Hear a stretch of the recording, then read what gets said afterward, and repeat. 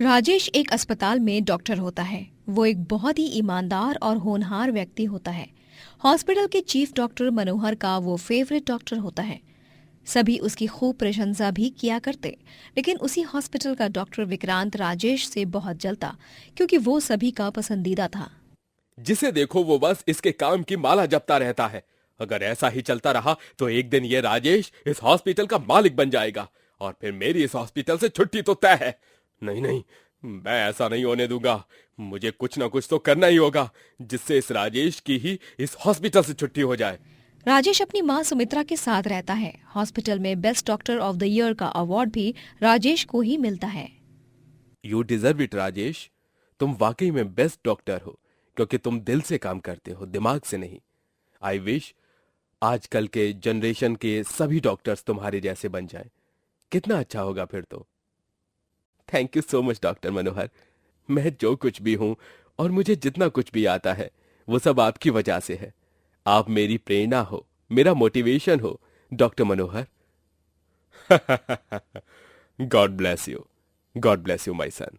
जीवन में खूब तरक्की करो और अपनी माँ का नाम और भी ज्यादा रोशन करो। राजेश को इतना खुश देखकर विक्रांत को बहुत गुस्सा आता है। राजेश अपनी माँ सुमित्रा के साथ बहुत खुशी से रहता है। वो उसे किसी भी चीज की कमी नहीं खलने देता। माँ ये देखो, मैंने आपके लिए नई बनारसी साड़ी ली है। आप पर बहुत जचेगी। और ये मूंगफलियां, आपको ये बहुत पसंद है ना? मैं जानता हूँ। अरे वाह राजेश, लल्ला तो इस दुनिया का सबसे अच्छा बेटा है। माता रानी करे कि तुझ जैसा बेटा हर माँ को मिले। सुमित्रा माता रानी की बहुत बड़ी भक्त होती है। वो दिन रात उनकी ही पूजा आराधना में लगी रहती है। सुमित्रा का भी इस दुनिया में उसके इकलौते बेटे राजेश के अलावा कोई भी नहीं था। उसे अपने बेटे राजेश के डॉक्टर होने पर बहुत गर्व होता है। हे माता रानी, मेरे बेटे और मुझ पर अपनी कृपा दृष्टि बनाए रखना। जय माता दी। राजेश सुमित्रा के पैर छूकर आशीर्वाद लिए बिना कभी भी हॉस्पिटल में नहीं जाता था। वहीं विक्रांत की जलन कुछ कम नहीं हो रही थी। दिन प्रतिदिन राजेश की तरक्की देखकर विक्रांत को बहुत ईर्ष्या हो रही थी। एक दिन वो राजेश के एक पेशेंट की दवाई किसी और गलत दवाई से बदल देता है, जिस कारण उस पेशेंट को कोई और बीमारी हो जाती है और सारा इल्जाम राजेश पर आ जाता है। आई एम सॉरी राजेश, लेकिन तुम्हारा मेडिकल लाइसेंस 5 साल के लिए कैंसिल किया जाता है। क्या? ये आप क्या कह रहे हैं डॉक्टर मनोहर? लेकिन मैंने तो आज तक अपने हर एक पेशेंट को सही दवाई ही दी है। नहीं नहीं, ऐसा नहीं हो सकता। जरूर कोई गलत फहमी हुई है। नहीं राजेश, यही सच है। अब तुम्हारे कैबिन में सीसीटीवी कैमरा नहीं है, वरना सच उसके द्वारा ही सबके सामने आ जाता। मुझे तुमसे ये उम्मीद नहीं थी राजेश। तुम तो इस हॉस्पिटल की शान थे, इतने होनहार और ईमानदार थे।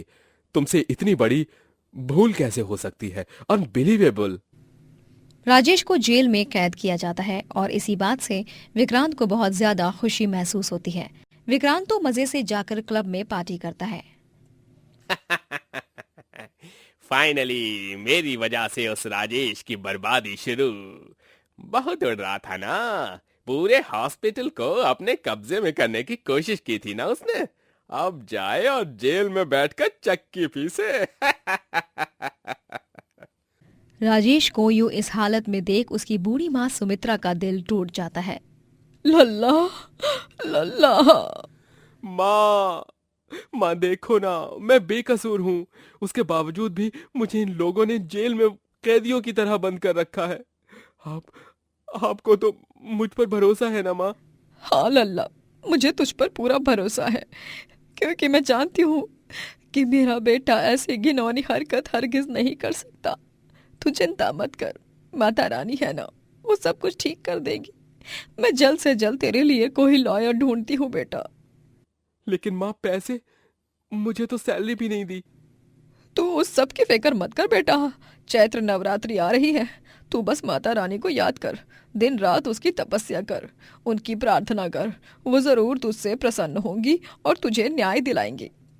सुमित्रा अब हाथ गाड़ी चलाने लगती है। अपने बूढ़े थके हुए हाथों और पैरों के बावजूद भी वो हिम्मत नहीं हारती और अपने बेटे के लिए लॉयर हायर करने के पैसे जुटाने लगती है। अम्मा, झिलमिल चौक जाना है। हाँ बेटा, बैठ जाओ।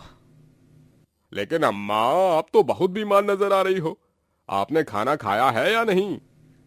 हाँ हाँ, वो थोड़ा सा प्रसाद खाया था जो मुझे माता रानी के मंदिर से मिला था। मेरे लिए क्या खाना क्या पानी। मुझ जैसी भक्त के लिए तो अपनी माता रानी का प्रसाद ही किसी दवा से कम नहीं। बोलो जय माता दी। सुमित्रा अपनी हर सवारी को जय माता दी बोलकर शुरू करती। वो कुछ दिन तो बिना खाए पिए ही सो जाती। किसी तरह पैसे जुटाकर उसे शास्त्री नामक एक लॉयर मिल जाता है। सुमित्रा जी, देखिए, इस केस में लड़ने जैसा तो कुछ है नहीं। इसमें साफ साफ तुम्हारे सपूत की ही गलती है, ये झलक रहा है। फिर भी मैं अपनी ओर से पूरी कोशिश करूंगा राजेश को निर्दोष साबित करने की। शास्त्री जी, ऐसा मत कहिए। मेरा लल्ला ऐसा नहीं है। वो ऐसा भूल कर कभी गलती नहीं कर सकता। आप ठीक से जांच पड़ताल करेंगे तो आपको कोई न कोई ठोस सबूत जरूर मिलेगा। यकीन मानिए मेरा। जी जी, देखता हूँ। वैसे भी जितने पैसे आप दे रही हो एक केस लड़ने के लिए, उतने मैं किसी से भी नहीं लेता। लेकिन आपके लिए मैं इतना कम पैसे ले रहा हूँ क्योंकि आप एक बूढ़ी अकेली गरीब महिला हो। धन्यवाद शास्त्री जी, आपका सच में बहुत बहुत धन्यवाद। केस का दिन आ जाता है। सुमित्रा सुबह सवेरे मंदिर जाती है।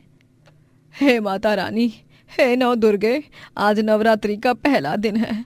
आ, और आज कोर्ट में मेरे बेटे के भविष्य का भी फैसला हो जाएगा। आज सब कुछ आपके हाथ में है माता रानी। संभाल लीजिए सब कुछ। ये चना पूरी और शीरे का भोग प्रसाद स्वीकार कीजिए माता रानी। कोर्ट रूम में सभी इकट्ठा हो जाते हैं। जज साहब भी आ जाते हैं, लेकिन अभी तक शास्त्री लॉयर का कुछ पता नहीं होता। सुमित्रा का जी बहुत घबराने लगता है। वो अपने बेटे की तरफ भीगी आंखों से देखती है। माता रानी, ये शास्त्री जी कहाँ रह गए? कहीं आज कुछ गलत ना हो जाए। आज सच्चाई की ही जीत होनी चाहिए। मुझ गरीब की नवरात्रि को भी खुशियों से भर दो। मैं 9 दिनों तक आपकी पूजा अर्चना में कोई कमी नहीं आने दूंगी। माँ, माँ कुछ तो करो माँ। क्या बात है? अब तक राजेश की तरफ से कोई लॉयर क्यों नहीं आए? वो तभी अचानक से वहां पर एक महिला लॉयर आती है और वो राजेश का केस लड़ने लगती है। योर ऑनर, मैं हूं राजेश की लॉयर। इस केस की पूरी कार्रवाई की जाए तो इससे साफ साफ पता चलता है कि शक की सुई सीधे सीधे मेरे क्लाइंट राजेश की ओर ही जाती है, लेकिन सच कुछ और है। क्या मतलब? मेरे क्लाइंट को आपके इस झूठे फरेबी डॉक्टर ने गलत दवा दी है, जिसके कारण उनकी तबीयत खराब हुई है। उन्हें इतनी गंभीर बीमारी हुई है। योर ऑनर, ये कोर्ट है और कोर्ट के माहौल में शांति बनाए रखना ये एक लॉयर को अच्छे से पता होना चाहिए। शेखावत जी, मैं जानती हूँ कि आप अपने क्लाइंट को लेकर कितने कंसर्न हैं। उनके साथ जो कुछ भी हुआ बहुत गलत हुआ, लेकिन एक्चुअल में इस खेल में किसी तीसरे ने भी बाजी मार ली है। ये देखिए ये वीडियो। वो महिला लॉयर सभी को एक वीडियो दिखाती है जिसमें विक्रांत राजेश के कैबिन में आकर फटाफट चुपके से दवाइयों की अदला बदली करता है। ये वीडियो एक खुफिया सीसीटीवी कैमरे से रिकॉर्ड किया गया है जो सबकी नजरों में तो बंद था, मगर असल में तो ये काम कर रहा था। इस तरह विक्रांत को सजा दी जाती है और राजेश का लाइसेंस फिर से उसे मिल जाता है। सुमित्रा उस महिला लॉयर का पीछा करते करते उसके पास जाती है। तभी तुम कौन हो बेटी? यूं आन वक्त पर तुम मेरे बेटे की गवाही देने कैसे पहुंची? और वो सबूत वो कैसे लाई तुम? ये सारा जादू कैसे किया तुमने? क्योंकि मैं ही तो हूं तुम्हारी माता रानी। तभी वो महिला माता रानी का रूप ले लेती है और सुमित्रा को आशीर्वाद देती है। इस तरह निर्दोष राजेश को भी उसकी नौकरी फिर से मिल जाती है और सुमित्रा पूरी निष्ठा और लगन से नवरात्रि की पूजा करती है। सोनपुर कहकर एक गांव में नरेश नामक एक गरीब कुम्हार रहा करता था, जो अपने हाथों से सुंदर सुंदर मटके तैयार करता और उन्हें सजाकर बाजार में जाकर बेचता। मटके ले लो, मटके, सुंदर सुंदर मटके। ये ऐसे घड़े हैं जिनमें पानी इतना ठंडा और शुद्ध रहेगा कि आप हर रोग से मुक्त हो जाओगे। मटके ले लो, मटके। वाह वाह, ये तो बहुत ही सुंदर सजावट वाले मटके हैं। हमका दो दे दो। हमरे घर में जौन मटका है वो टूट गया है। हाँ, अच्छा, ये लीजिए आपका मटका। अरे नरेश, जरा दो छोटे छोटे मटके तो देना। वो कांच की छोटी छोटी बिंदियों से सजाए हुए एकदम बढ़िया मटके बनाते हो यार तुम। एकदम सही कहते है ई पनवाड़ी। ई के दुकनवा में भी एक ठो ऐसन खड़ा रख देऊ तो हार मटका बहुत ही खराब होई गवा है। हाँ काका, मैं मेरे पान की दुकान के लिए ही ले रहा हूँ ये। नरेश के बनाए मटकों की सभी प्रशंसा करते रहते और खूब खरीदी भी होती है। नरेश का इस दुनिया में कोई नहीं था। वो अकेले ही रहता और अकेले ही अपना पेट पालता। नरेश बहुत बड़ा पूजा पाठी होता है। वो दिन रात माता रानी का नाम जपता रहता और उनकी पूजा आराधना करता। सांझ हो गई है, चलो दिया प्रज्वलित कर देता हूँ। जय हो अम्बे मैया की।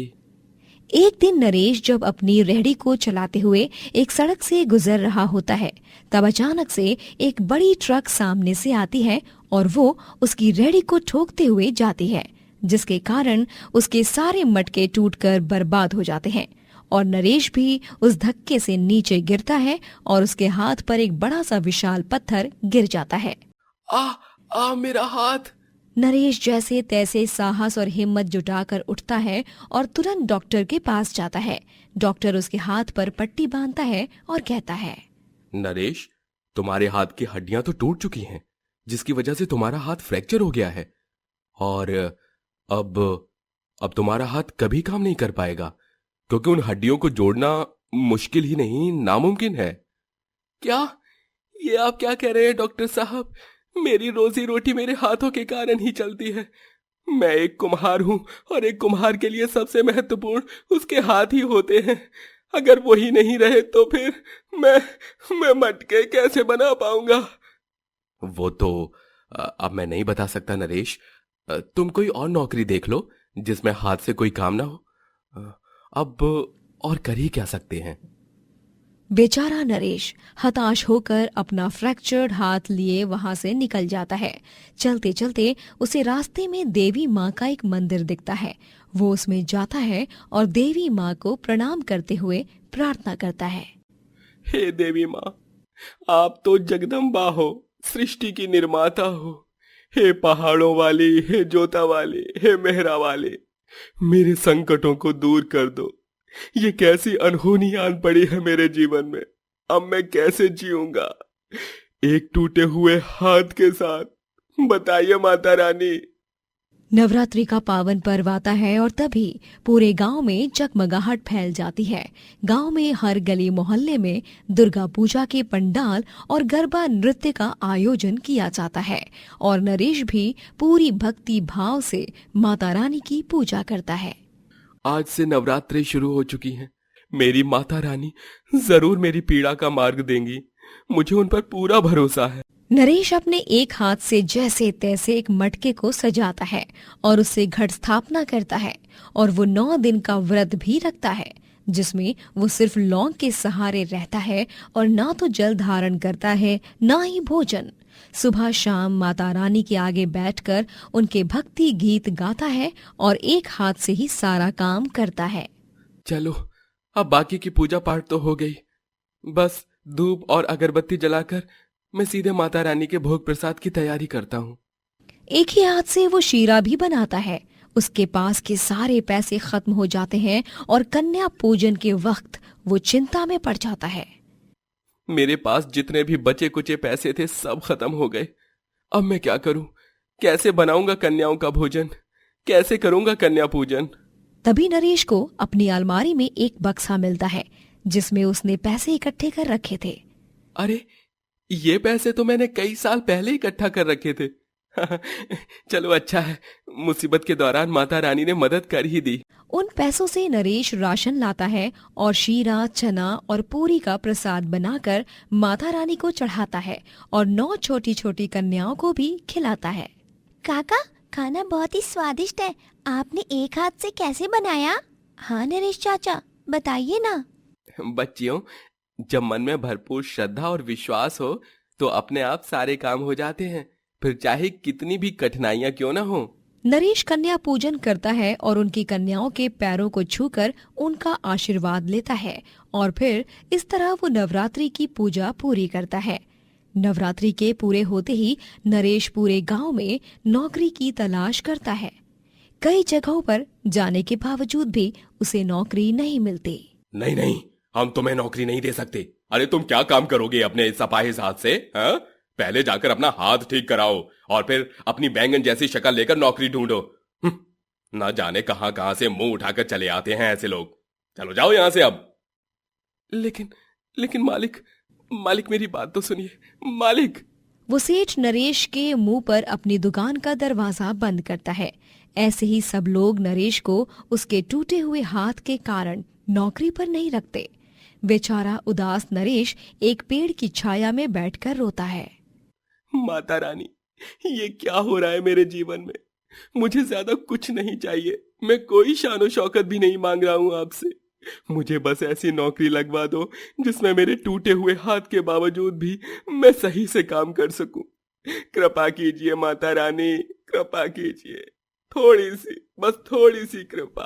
दिन गुजरते जाते हैं लेकिन नरेश को कहीं भी नौकरी नहीं लगती।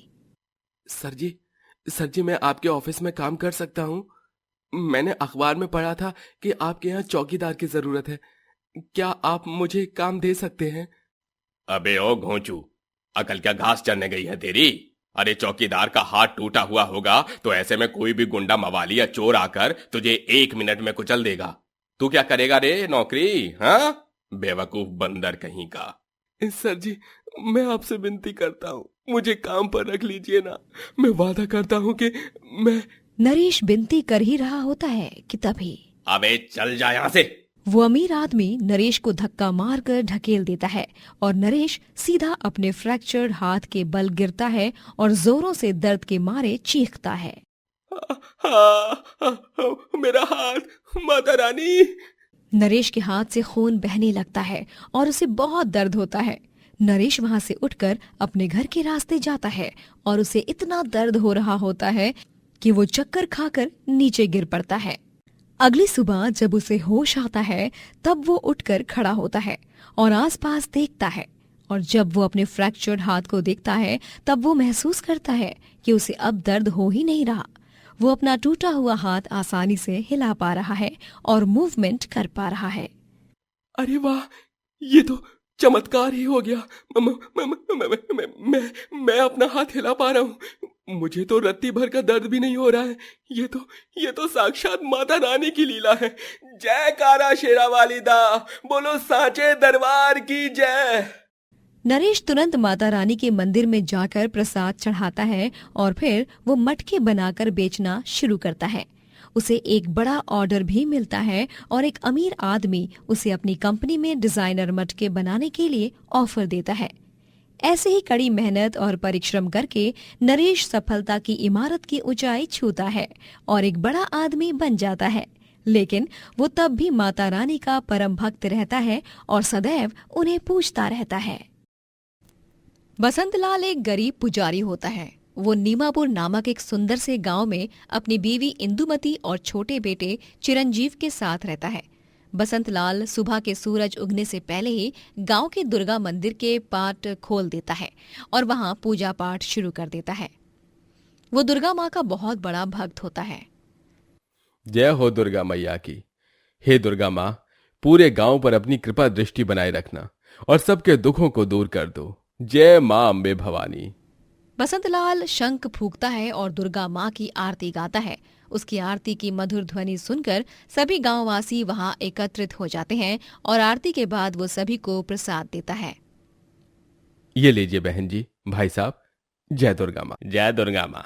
गांव के सरपंच उस दिन मंदिर में आकर बसंतलाल के हाथों में पैसे थमाते हुए कहते हैं, ये लो, ये पैसे मंदिर में आकर प्रसाद बनाने वाली महिलाओं को दे देना और हाँ, उनसे कहना कि वो बहुत स्वादिष्ट प्रसाद बनाती हैं, ऐसे ही बनाती रहें। ठीक है सरपंच साहब। जय दुर्गा माँ। जय दुर्गा माँ। बसंतलाल वो सारे पैसे मंदिर में आकर प्रसाद बनाने वाली महिलाओं को दे देता है। लेकिन धीरे धीरे जैसे जैसे दिन गुजरते जाते हैं मंदिर में से सारा प्रसाद गायब होने लगता है, शाम में जब बसंतलाल आराम करके वापस मंदिर में लौटता है तब वो प्रसाद के बर्तनों को खाली देखता है। हे दुर्गा माँ, ये क्या, ये सारा प्रसाद कहाँ चला गया? सुबह तो वो महिलाएं इतनी मेहनत से ये 4 से 5 पतीले भरकर हलवा पूड़ी के भोग प्रसाद बनाकर गई थी, लेकिन यहाँ पर तो सारे पतीले खाली के खाली पड़े हैं अब। तभी वहां पर बसंतलाल की पत्नी इंदुमती आती है। जी ये लीजिए, आप ये लाल धागा घर पर ही भूल गए थे, आपको मंदिर में रखना था ना, इससे। क्या हुआ जी, आप चिंतित क्यों हैं? अरे वाह, आज इतने भक्त आए कि ये सारा प्रसाद ही खाली हो गया। नहीं भाग्यवान, ये प्रसाद भक्तों ने खाली नहीं किया है। दोपहर के 2 घंटे जब मंदिर के पट बंद किए थे तब यहाँ पर कोई आया था जिसने ये सारा प्रसाद सफा चट कर दिया है। मुझे तो कुछ समझ ही नहीं आ रहा है कि कौन था। अरे अब कोई ऐसे ही आकर कैसे खा सकता है, वो भी पाठ के बंद होने के बावजूद भी? बसंतलाल और इंदुमती सोच में पड़ जाते हैं। अब ये रोजाना ही होने लगता है। रोजाना मंदिर में से प्रसाद खाली होने लगता है। गांव वालों को जब ये बात पता चलती है तभी। ये सब क्या चल रहा है पुजारी जी? आपकी गैर मौजूदगी में प्रसाद खाली हो रहा है, ये अलग बात होती, लेकिन आपके होते हुए भी मंदिर में से प्रसाद चोरी हो रहा है, इसका मतलब कुछ तो गड़बड़ है। अरे मुझे तो ऐसा लग रहा है कि कहीं पुजारी जी ही तो सारा प्रसाद नहीं खा गए, या तो फिर ऐसा भी तो हो सकता है कि पुजारी जी लालच में आकर सारा प्रसाद यहां से चुराकर कहीं और बेच रहे हो। ये आप सब कैसी बातें कर रही हैं? मैं इतने घिनौने कभी नहीं काम करूंगा, वो भी मेरी दुर्गा माँ के प्रसाद को चुराकर। अब दुर्गा माँ के लिए बनाया जाने वाला प्रसाद है ही इतना बढ़िया और स्वादिष्ट कि उसे खाने के लिए सब दीवाने ही हो जाएं। गांववासी ये बात जानकर सरपंच को बताते हैं और सरपंच भी प्रसाद का रोजाना गायब होने का इल्जाम बसंतलाल पर ही लगाते हैं। ये सभी गांववासी सही ही कह रहे हैं। दिन रात तुम ही रहते हो यहाँ पर पुजारी, और इतना महंगा प्रसाद तो तुम अपने फायदे के लिए चुरा ही सकते हो, या तो खुद खाने के लिए या फिर कहीं और बेचने के लिए। आप सबकी इन बातों को सुनकर मुझे बहुत बुरा लग रहा है सरपंच साहब। आप लोगों की नजरों में मेरी इतनी ही इज्जत है क्या? अरे मैं एक पुजारी हूं, मैंने अपने आप को दुर्गा माँ के चरणों में समर्पित कर दिया है। मुझे किस चीज का लालच होगा भला? आप चाहे तो मंदिर पर नजर भी रख सकते हो, मैंने प्रसाद की चोरी नहीं की है। चुप रहो तुम, जाओ, तुम्हें अब इस गांव से निकाल दिया जाता है।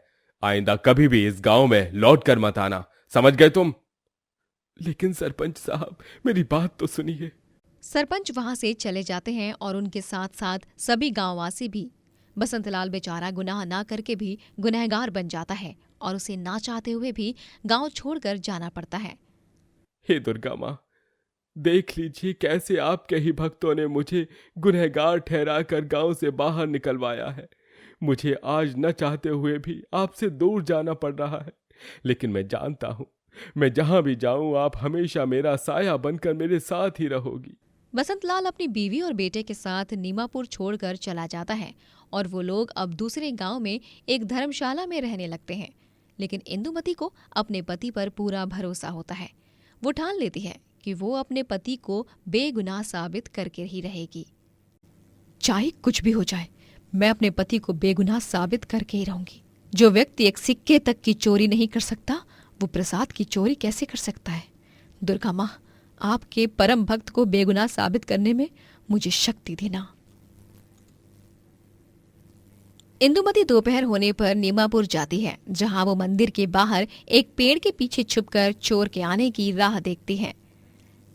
चोर दोपहर के वक्त आकर ही सारा प्रसाद चुराता है, वो तो अभी आता ही होगा। तभी इंदुमती वहां 2 छोटे लिलीपुट को आते हुए देखती है। वो दोनों लिलीपुट मंदिर के भीतर घुसते हैं और धीरे धीरे करके सारा प्रसाद चुराकर वहां से जाने लगते हैं। ये अलौकिक दृश्य देख इंदुमती की आंखें फटी की फटी ही रह जाती हैं। ओह, इसका मतलब ये है कि चोर असल में लिलीपुट है। मुझे इनका पीछा करना ही होगा। इंदुमती उन लिलीपुट्स का पीछा करती है और वो उनका पीछा करते करते उनके लिलीपुट राज्य में पहुंच जाती है।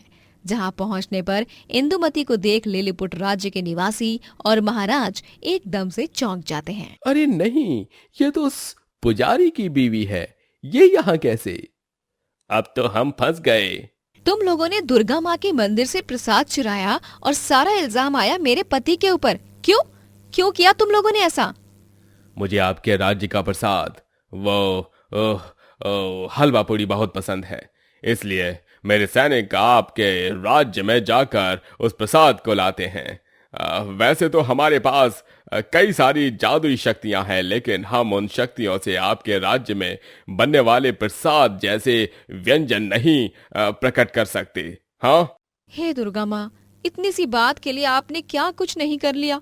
ये तो बहुत गलत किया आपने। आपके कारण मेरे पति को सजा भुगतनी पड़ रही है। मुझे माफ कर दीजिए बहन जी, लेकिन अगर आप मुझे अपने हाथों से हलवा पूड़ी बनाकर दोगी रोजाना, तो मैं आपको उसके बदले ढेर सारा सोना चांदी दूंगा, और साथ ही आपके गांव में आकर सभी को यह बताऊंगा कि आपके पति निर्दोष हैं और दुर्गा माँ के मंदिर का प्रसाद की चोरी हमने ही की थी। ठीक है लिलीपुट महाराज, अगर आप अपनी गलती मानने के लिए तैयार हैं तो मैं आपके काम को करूंगी। वैसे मुझे सोना चांदी का लालच नहीं, लेकिन आप जो भी धन दोगे मैं उसे गरीबों में बांट दूंगी। ठीक है बहन जी। लिलीपुट महाराज गांव में आकर सबको बताते हैं कि कैसे उनके सैनिकों ने मंदिर में चोरी की थी और असल में बसंत लाल निर्दोष है। ये सारी कहानी सुनकर सभी को खुद पर बहुत शर्मिंदगी महसूस होती है। हमें माफ कर दो पुजारी, हमने तुम पर शक किया। हाँ पुजारी जी, हम सब ने आप पर इतना घिनौना इल्जाम लगाया, माफ कर दीजिए हमें, हम बहुत शर्मिंदा हैं। बसंत लाल अब फिर से मंदिर में पूजा पाठ करने लगता है। वहीं इंदुमती रोजाना प्रसाद बनाकर लिलीपुट राज्य के सैनिकों को देने लगती हैं, जिसके बाद उसे ढेर सारा सोना चांदी मिलता है और वो उसे गरीबों की मदद करती है और पूरा गांव साथ मिलकर नवरात्रि का उत्सव मनाता है, दुर्गा माँ की पूजा अर्चना करता है। ब्रिजनगर कहकर एक गांव में मोहनलाल का एक छोटा सा ढाबा होता है। मोहनलाल ने पाई पाई जोड़कर उस ढाबे को बनाया था। उसके ढाबे पर रोजाना दिन के 8 पहर ग्राहकों का आना जाना लगा ही रहता था। एक रात उस ढाबे के पास से 3 शराबी गुंडे गुजर रहे थे। ये देखो रे, ये उस मोहनलाल का ढाबा है, जब देखो तब भरा हुआ रहता है, बहुत नोट छापता है लगता वो। तो बॉस चलो आज इसके ढाबे पर ही डाका डालते हैं, क्यों? हाँ, इसकी तिजोरी में ढेर सारा पैसा रखा होगा और साथ ही साथ इसके ढाबे को तहस नहस भी करेंगे, ताकि ना रहेगा बांस ना बचेगी बांसुरी। तो चलो फिर, शुभ काम में देरी कैसी। तीनों गुंडे उस ढाबे के शटर को तोड़ते हैं और उसमें जाकर तिजोरी में से सारे पैसे चुरा लेते हैं और फिर लोखंड लकड़ियों से उस ढाबे को तोड़ते फोड़ते हैं और बर्बाद करके वहां से रफू चक्कर हो जाते हैं। अगली सुबह जब मोहनलाल अपने ढाबे की ये स्थिति देखता है, तब उसका कलेजा चिर जाता है। अरे नहीं, ये क्या हो गया मेरे ढाबे को? नहीं, अब मैं क्या करूंगा? अपना परिवार कैसे चलाऊंगा? अरे सबकी देख रेख कैसे करूंगा? हे दुर्गा माँ, ये क्या अनर्थ हो गया मेरे साथ? मोहनलाल अब बहुत दुखी था।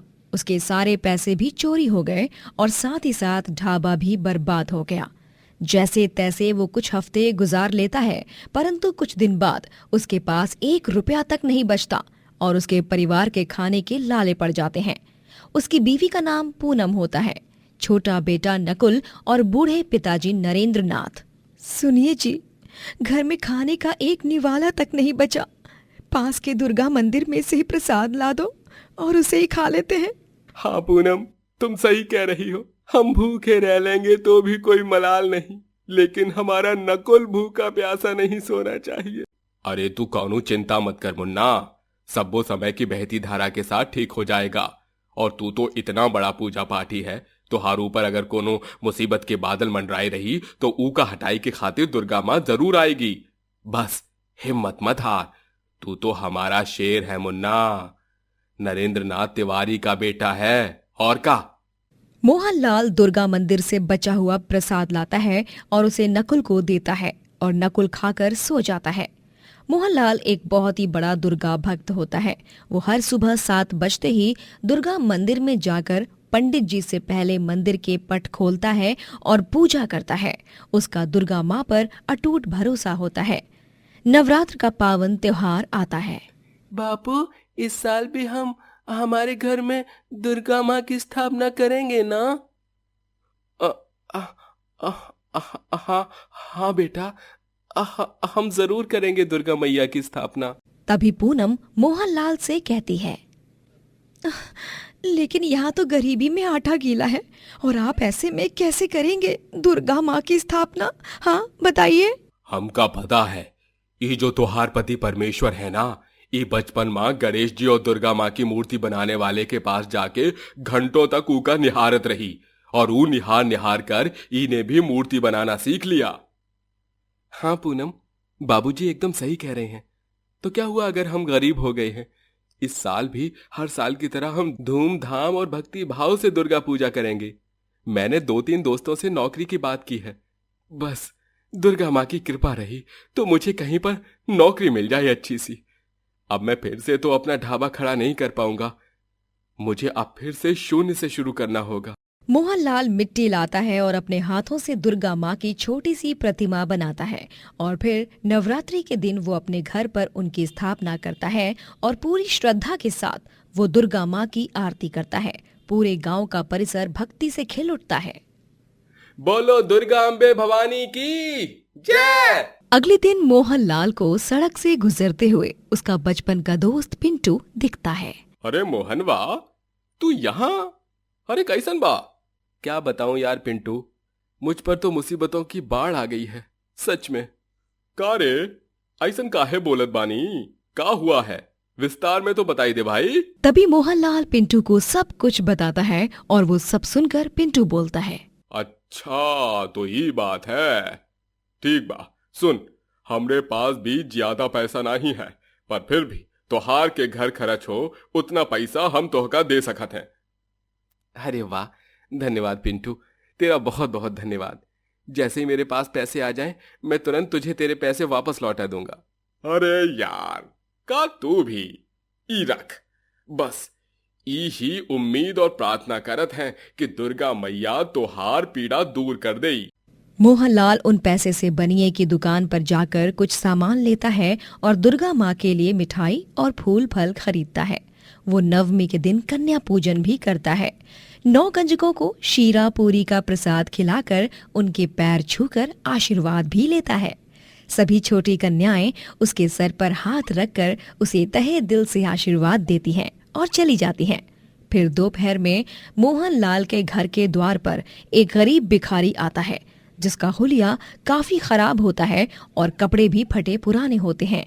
वो उन सबसे कहता है, मालिक, हमका तोहार रसोई की खिड़की से हलवा पूरी की खुशबू आई रही। अगर कुछ बचा हो तो ई भिखारी का पेट भी भर देऊ न मालिक। बहुत ही कृपा हुई रही। आज तो रामनवमी भी है। अरे जा पूनम बहुरिया, ई गरीब के लाने भी खाना ला। आज के दिन गरीब का पेट भरना बहुत ही पुण्य वाली बात हुई रही। हाँ बाबूजी। पूनम उस भिखारी को खाना देती है और वो उनके घर के अंदर आकर पटल पर बैठकर खाना खाता है। और जब उसका ध्यान कहीं और होता है तभी वो देखते हैं कि भिखारी तो गायब हो चुका है और फर्श पर एक संदूक पड़ा होता है। ये क्या?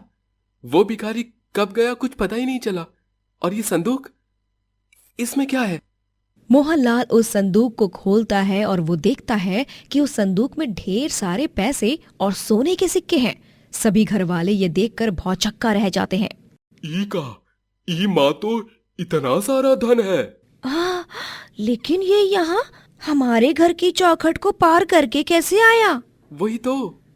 तभी अचानक से उन सबको दरवाजे से शेर की दहाड़ सुनाई देती है और द्वार पर एक दिव्य रोशनी उजागर होती है और स्वयं दुर्गा माँ अवतरित होती हैं। दुर्गा माँ अपने शुभ चरणों को आगे बढ़ाते हुए पैरों के लाल छापों से मोहनलाल के घर में आती हैं और दुर्गा माँ को देख सभी घर वाले आश्चर्यचकित हो जाते हैं और हाथ जोड़कर प्रणाम करते हैं। दुर्गा माँ, आप, वो भी एक गरीब के घर, व्यक्ति चाहे अमीर हो या गरीब, मैं किसी में भेदभाव नहीं करती।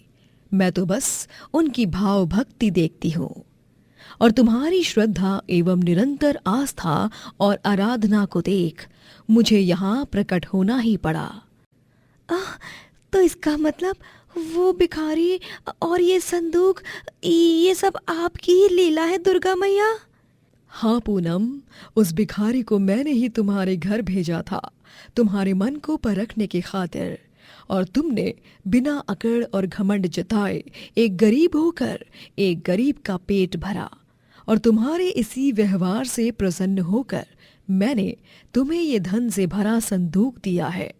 इसे तुम खुशी खुशी मेरा आशीर्वाद समझकर रख सकते हो मोहनलाल। धन्यवाद दुर्गा माँ, आप हमेशा से मेरी माँ की तरह मेरी देखभाल करती आई हो। मुझ पर चाहे 1000 कठिनाइयां क्यों ना आए, मैं उन सब का डट के सामना करूंगा, क्योंकि मैं जानता हूँ कि मेरी दुर्गा माँ सदैव मेरे साथ है। अवश्य। जय माँ दुर्गा। दुर्गा माँ वहां से गायब हो जाती हैं और फिर मोहनलाल दुर्गा माँ की प्रतिमा का ढोल नगाड़ों के साथ विसर्जन करता है और दुर्गा माँ के दिए हुए धन से अपना बड़ा सा रेस्टोरेंट खोलता है और दिन रात एक करके मेहनत करता है और अपने जीवन में खूब तरक्की प्राप्त करता है।